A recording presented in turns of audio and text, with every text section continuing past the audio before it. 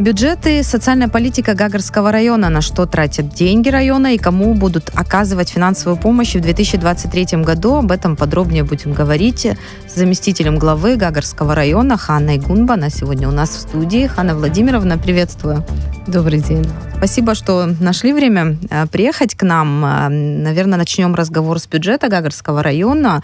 Как проходит исполнение бюджета? На какой сейчас вы стадии?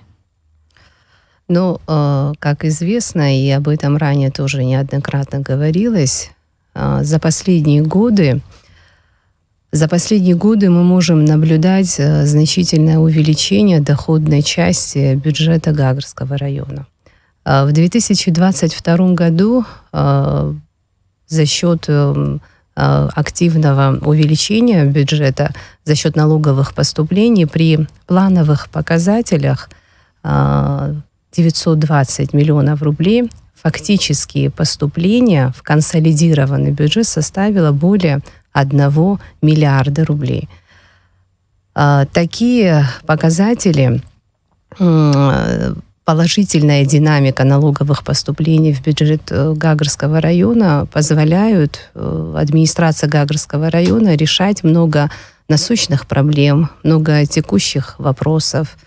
Гагарский район, как известно, это курортный район, это ворота Абхазии, и поэтому в Гагарском районе и сейчас активно ведутся различные работы по благоустройству района, идет подготовка к летнему курортному сезону. О котором мы, я думаю, еще подробнее поговорим. Вы сказали, что удалось за последние несколько лет увеличить поступление в бюджет. Я думаю, это связано с администрированием. Была проблема с тем, что около 600-700 объектов выпадало из налогообложения. Не были учтены. Такие результаты стали возможны благодаря слаженной работе инспекции по налогам и сборам по Гагарскому району совместно с администрацией Гагарского района. Именно благодаря слаженной работе Гагарский район сегодня имеет такой результат. Помимо инвестиционной программы, за счет собственных бюджетных средств Гагарский район проводит строительные работы в том числе. Давайте о них поговорим. Насколько эти работы важны, какой объем этих работ, чтобы понимать масштаб? Охвачен весь Гагарский район. Идут работы по благоустройству Гагарского района. Если разделить по направлениям, асфальтирование дорог. Вектор направления охвачен город Гагра, город Пицунда, село Лдза, поселок Бзыпта, Цандрипская зона. Общая сумма планируемых затрат на асфальтирование дорог в Гагарском районе в 2023 году составляет до 58 миллионов рублей. Продолжаются работы по благоустройству пешеходных зон. Укладка плитки, пешеходной плитки в верхней части Приморского парка, это проспект Ардзенба. Это места массового посещения гостей Республики Абхазия, гостей Гагарского района. Общая сметная стоимость превышает 29 миллионов рублей. Здесь активно ведутся работы, и процесс идет уже к завершению. В городе Гагра по улице Абазга планируется устройство парка имени Сергея Васильевича Багапш. Первый этап работы начат. Общая сумма, планируемая для осуществления данного проекта, превышает 29 миллионов со всеми коммуникационными необходимыми работами, которые также являются частью данного проекта. В Гагарский район накануне летнего курортного сезона за счет собственных средств было приобретено 4 спецтехники для своевременной уборки мусора на общую сумму 28 миллионов рублей. Спецтехника была распределена по развивающимся курортным селам. Это село Лдза, это село Алахадзе, это поселок Цандрипш и сам город Гагра. В городе Гагра вот уже много лет в ужасном состоянии находилось здание санэпидстанции. Осуществление в полной мере необходимого комплекса работ санэпидстанции было невозможно, не представлялось возможным все эти годы. были начаты работы по капитальному ремонту здания санэпидстанции. Первые 2 этапа завершены. Лаборатории готовы к работе. Сейчас мы ожидаем оборудование и мебель для лаборатории. И в этом году, в это летнее время, мы планируем в полной мере осуществлять всю необходимую работу. Кстати, наши коллеги подробно об этом писали, и материал есть на сайте «Спутник Абхазия». То есть весь этот объем работы, он осуществляется благодаря собственным доходам за района. Счет собственных средств Гагарского района, да. Кроме того, отдельно хотелось бы поговорить и об образовательных учреждениях. Это проблема, которая остро стояла в районе, нехватка мест в детских садах. И, наконец, уже в ближайшем будущем эта проблема будет решена. Давайте поговорим о том, как это удалось и насколько этот объект, именно строительство детского сада, был важен для района.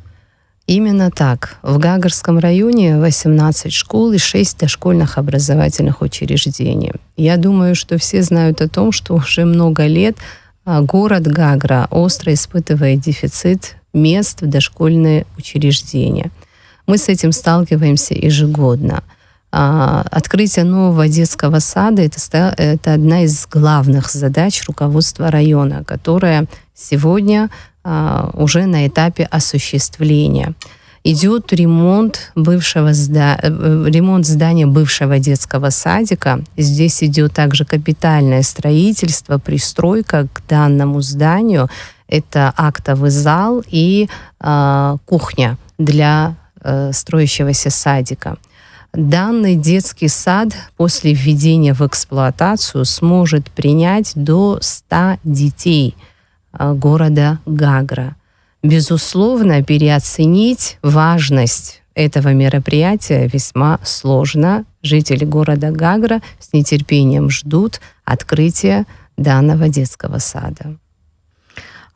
Перейдя к бюджетной сфере, хочется поговорить и о том, как изменилась заработная плата жителей Гагарского района за последнее время. Я знаю, за счет софинансирования со стороны Российской Федерации повышается заработная плата, но и какие-то доплаты район тоже осуществляет. В рамках софинансирования мы знаем, что ежегодно идет поэтапное повышение заработной платы бюджетникам, однако же по категориям есть категории бюджетников, которые не попадают в категорию повышения заработной платы за счет софинансирования. Силами местного бюджета ранее, еще в 2021 году, был первый этап повышения заработной платы на 30% для руководителей образовательных учреждений. Это и школы, и дошкольные учреждения, руководители и их заместители, потому что административная часть, она не попадает под софинансирование, под повышение заработной платы за счет этих средств. В 2023 году на 12,5 миллионов был увеличен бюджет, и в эти 12,5 миллионов вошли повышения в среднем на 50% разные категории бюджетников в сфере образования, здравоохранения и культуры. Это няни в детских садах, это повара, это аппарат отдела культуры, это средний медперсонал и МОП отдела здравоохранения. Вот эти категории по численности людей, если брать, это более 300 человек, которым за счет бюджета Гагарского района удалось повысить заработную плату. В дальнейшем администрация Гагарского района также планирует рассмотрение дальнейшего поэтапного повышения заработной платы госслужащим, бюджетникам, но выборочно. Это будут определенные категории, которые будут по определенным по функциональным обязанностям, нагрузки, по нагрузке. Чтобы выровнять, во-первых, ситуацию, кому-то в рамках софинансирования повышают уже поэтапно несколько раз. В рамках софинансирования, правильно. А потом в педагогической сфере тоже есть разные виды категорий учителей. Есть учителя, которые имеют дополнительную нагрузку. Это в виде исправления тетради дополнительную нагрузку имеют классные руководители, будут рассмотрены все категории, будут выбраны те категории, которые попадут под повышение заработной платы за счет средств местного бюджета. Несмотря на то, что Гагарский район, курортный район, можно сказать, самый богатый, можно сказать, один из самых богатых районов республики, но, тем не менее, есть категории граждан, которые нуждаются в поддержке со стороны государства. Вот в этом направлении, я знаю, администрация проводит политику поддержки таких уязвимых слоев населения. Какие выплаты были осуществлены уже в 2023 году? Какие планы у вас по поддержке вот таких семей? Действительно, в администрацию Гагарского района очень много обращений граждан по оказанию финансовой помощи. Граждане сталкиваются с разными проблемами. Чаще всего это проблемы по состоянию здоровья. В 2022 году более 19 миллионов было оказано финансовой помощи жителям Гагарского района в виде оказания финансовой помощи, повторяюсь. В текущем году за первый квартал более 7 миллионов выделено на оказание финансовой помощи по частным обращениям. Также есть программы, по которым мы осуществляем выделение финансовой помощи. Это программа по оказанию помощи жителям Гагарского района, которые пострадали в результате пожара, жители, которые оказались в сложных жизненных условиях. Работая по этой программе, в 2002 году удалось помочь в приобретении жилья 8 семьям. В 2023 году выделение было 10 семьям. В эту категорию входят и семьи многодетные, обращаются к нам семьи, у которых 6, 7 и более детей. Люди, которые оказались без крыши над головой по тем или иным причинам, не только вследствие пожара. Вот 10 миллионов рублей из местного бюджета было выделено по этой программе, по которой выделяется по обращениям жителям нашего района. Оказывается такая поддержка. Есть единовременные выплаты. В 2022 году, приуроченная к 30-летию освобождения Гагарского района в Отечественной войне народа Абхазии, семьям погибших при освобождении Гагарского района была оказана материальная помощь в сумме 3,5 миллиона. В канун Нового года 108 семьям Гагарского района, которые относились к категории малоимущих, была оказана разовая помощь в сумме 1 миллиона 100 тысяч рублей. Приуроченная к Международному женскому дню была оказана единовременная помощь матерям погибших и женщинам-ветеранам в размере 1 миллиона 500 тысяч рублей. Ну и далее также единовременные какие-то финансовые выделения тем или иным категориям граждан будут осуществляться. Как я поняла, часть расходов связана с обеспечением жильем жителей Гагарского района. И жилищный вопрос для Гагарского района остро стоит. Может быть, не настолько остро, как эта тема звучит в столице, но и у вас в районе есть такая проблема. Безусловно, есть такая проблема. Жилищная комиссия работает в этом направлении, идет инвентаризация жилищного фонда Гагарского района. В комиссии для рассмотрения на очереди стоят 24 семьи. Но по мере возможности, безусловно, мы будем стараться и дальше решать жилищные проблемы, жилищные вопросы наших граждан, жителей нашего района.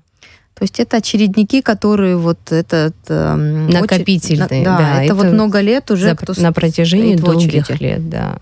Но это 24 человека для района, это много, мало, вот оценивая численность, состояние, уровень жизни. В целом, как вы считаете, 24 человека, очередников, вот, тех, кто ждет жилья? Может быть, потому что в столице около 3000. Может быть, действительно, количество людей, которые действительно нуждаются в приобретении жилья, гораздо больше, но утрата веры в то, что государство может помочь, имеет место быть в том числе. Тогда, когда государство встанет на ноги и действительно покажет своим примером, что оно на стороне народа, что мы и пытаемся делать за эти годы, я уверена в том, что люди тоже это почувствуют и поймут. И возможно, что количество очередников будет больше. Но должна отметить, что количество очередников было больше. Я сказала, что это накопительного характера, данное количество, о котором мы сегодня говорим, 24. И за эти годы многие самостоятельно отпали. Кто-то смог своими силами решить свой жилищный вопрос. Кому-то помогли родственники, может быть. И вот таким образом на сегодняшний день в рассмотрении жилищной комиссии 24 семьи по Гагарскому району, которые стоят на очереди. Вы курируете социальную политику в районе. Вот за время вашей работы вот какой-то результат, которым вы, возможно, гордитесь, чего смогли добиться, на ваш взгляд? Где-то, может быть, какой-то вопрос удалось сдвинуть с мертвой точки? Гордиться нам особо нечем. Мы работаем в штатном режиме по мере своих возможностей. За время нашей работы хочу отметить, что особое внимание, особый акцент был дан на объекты образовательного характера. По поручению главы был проведен мониторинг технического состояния зданий образовательных учреждений. И за эти годы осуществляется капитальный ремонт зданий, которые достаточно давно в этом нуждались. И этот процесс продолжается и в текущем году. В прошлом году был капитальный ремонт по замене крыши Пицунской средней школы номер 1. На данный момент идет капитальный ремонт по замене крыши Бзыбской средней школы номер 2. Идет капитальное строительство нового спортивного зала в поселке Бзыбта, в Бзыбской средней школе номер 1. Завершен ремонт спортзала в Гечрипчской средней школе. На данный момент готовится сметная документация на ремонт спортзала в городе Пицунда в первой школе и в Бзыбской второй школе. Завершен ремонт актового зала в Лидзавской школе, установка окон в Валахадзинской школе.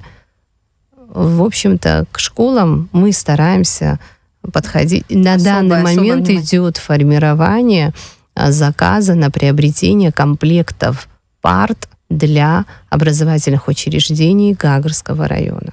Вот вы озвучили несколько примеров, где проводятся ремонтные работы в спортивных залах. Да. Но иногда мы озвучиваем цифры, но слушатели до конца не понимают, насколько это важно для учащихся, делается дорога, допустим, там на нее потратили 20 или 30 миллионов. Но люди не понимают, какое значение может быть это такая важная артерия, которая соединит город с селом, или тот же детский сад, где столько учащихся, а не было возможности заниматься. Вот насколько важны эти объекты для жителей, для детей, которые учатся в этих школах? Ведь не зря вы выбрали приоритетом вот именно эти работы. Наличие спортивного зала — это правильная организация досуга наших детей. Это будущее нашего государства. Здоровый образ жизни, правильно направить наших детей, свободное время, рациональное использование свободного времени нашего подростка. Вот основная задача строительства, благоустройства спортивных зон в районе. В поселках и в селах в том числе. Неоднократно заходил разговор, и здесь в студии мы обсуждали о том вообще в районах, вы Волдза назвали и другие пункты.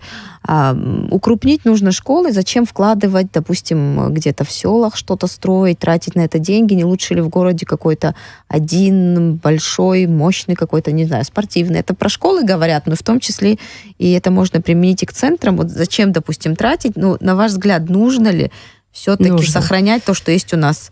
Более того, это необходимо. Вы взяли в пример село Лдза. Село Лдза в Гагарском районе — это активно развивающееся в курортном направлении абхазское село.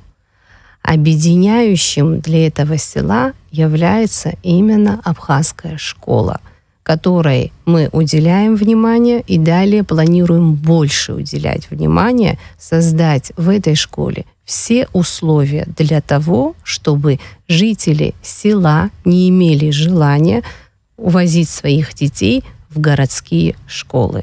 Они должны учиться здесь, в самом селе. То есть смотрите, какая глобальная проблема решается вот с помощью вот таких точечных мероприятий. Спортзал позволит детям тренироваться. Дети захотят, допустим, в будущем остаться в этом селе, потому что они привыкли здесь жить. Да. То есть мы тут глобальные вопросы, которые имеют такой вопрос стратегический, можно даже так сказать. А в будущем, если говорить о приоритетах социальной политики, о задачах, которые перед вами стоят в этом году, что бы вы отметили? Я отмечу то, что стоит задача продолжить все начатые работы. Благоустройство района, курортного района, жилищный вопрос – одним из важных направлений работы местных властей. А социальная политика, поддержка граждан, поддержка жителей Гагрского района – это основные направления, на которых мы будем акцентировать особое свое внимание. Ну и подготовка к курортному сезону, наверное, полным ходом идет. Уже в мае стартует курортный сезон. Если раньше было это в июне, то ожидания у экспертов серьезные на этот счет, что в этом году все-таки будет больше туристов. Надеемся. Будем надеяться на это, будем надеяться на то, что все прогнозы сбудутся. Ну а какая в целом работа сейчас, на чем сконцентрирована работа администрации? В рамках подготовки к летнему сезону, это то, что мною было озвучено выше, это завершение работ по благоустройству, это введение в эксплуатацию в полной мере санэпидстанции с осуществлением всех наложенных на нее функциональных обязанностей. Перед началом летнего курортного сезона также за счет собственных средств администрация Гагрского района планирует приобрести еще одну единицу кареты скорой помощи для осуществления более мобильной организации необходимой первой медицинской помощи для жителей нашего района и для гостей нашего района в том числе. Вот в этих направлениях ведется работа на данный момент. Ну и экстренные службы, вот вы сказали, скорая помощь, МЧС и коммунальщики, нагрузка на них в том числе увеличивается, ведь численность населения определенная, у них определенная нагрузка, а с курортным сезоном в разы увеличивается. Действительно, правда, в городе Гагра и в районе стоял острый вопрос. Своевременно не убирался мусор, происходили определенные заторы в этом направлении. Это было связано с нехваткой спецтехники по уборке мусора. За последние годы вопросы по спецтехнике практически были сняты. Большое количество единиц спецтехники для спецавтохозяйства города Гагра были приобретены, и сейчас дополнительно 4 единицы были приобретены. Мы в сравнении с предыдущими годами в прошлом году отметили результат работы коммунальщиков и спецавтохозяйства. В этом году им поставлены другие задачи, более высокие задачи, более сложные. И очень будем надеяться и мониторить это направление будем, чтобы действительно город был в чистоте, несмотря на такую высокую загрузку в летний период. А техника обеспечили в плане численности работников этой службы? Есть ли какие-то проблемы? Содержание спецавтохозяйства, МУПов, чистый город и так далее, все увеличено в этом году сравнительно с предыдущим годом. Это отражается и на заработной плате работников, и с количеством работников, и с количеством спецтехники мы обеспечены и готовы к летнему сезону. Ханна Владимировна, благодарю, что нашли время прийти к нам в студию, ответили на наши вопросы. Спасибо вам.